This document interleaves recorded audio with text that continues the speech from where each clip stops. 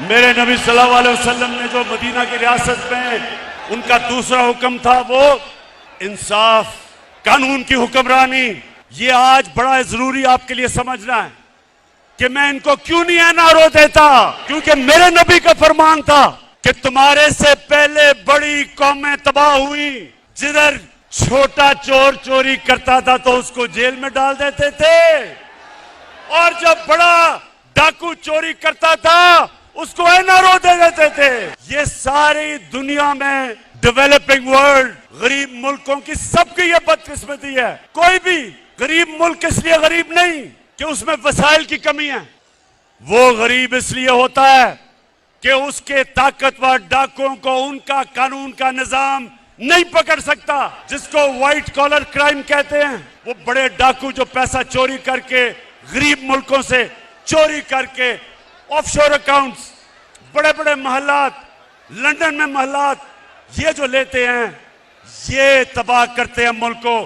چھوٹا چور ملک کو تباہ نہیں کرتا، بڑا ڈاکو ملک کو تباہ کرتا ہے. جس طرح کے یہ تھری اسٹوجز، یہ تین چوہے یہ جو اکٹھے ہوئے ہیں 30 سال سے یہ مل کے اس ملک کا خون چوس رہے ہیں. ان کی اربوں اربوں ڈالرز، روپے کی نہیں، ان کی ڈالرز کی پراپرٹیز باہر پڑی ہیں، ان کے آف شور بینک اکاؤنٹس ہیں. اور یہ سارا ڈرامہ ہو رہا ہے کہ کسی طرح جنرل مشرف کی طرح عمران خان گھٹنے ٹیک کے ان سب کو NRO دے دے. پہلے دن سے بلیک میل کرنے کی کوشش ہے. جب موقع ملتا ہے حکومت کو گرانے کی صرف ایک وجہ سے کوشش کرتے ہیں، ہم چوری کریں، ڈاکہ ماریں، ایسی مخلوق ہے کہ ان کو سب کچھ معاف ہو جانا چاہیے. اور جنرل مشرف نے جو اس قوم پہ ظلم کیا، ان کے پریشر میں آ کے اپنی کرسی بچانے کے لیے، اپنی گورنمنٹ بچانے کے لیے اس نے اس ملک کے اوپر جو جرم کیا، ان چوروں کو NRO دیا. اس کی وجہ سے لوٹ مار ہوئی 10 سال.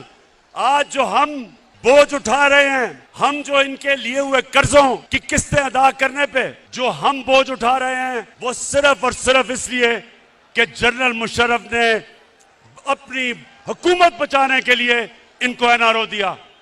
تو یہ تیار ہو جائے نوجوانوں، عمران خان جو مرضی یہ کر لیں، حکومت جاتی ہے جائے، جان جاتی ہے جائے، کبھی ان کو معاف نہیں کروں گا.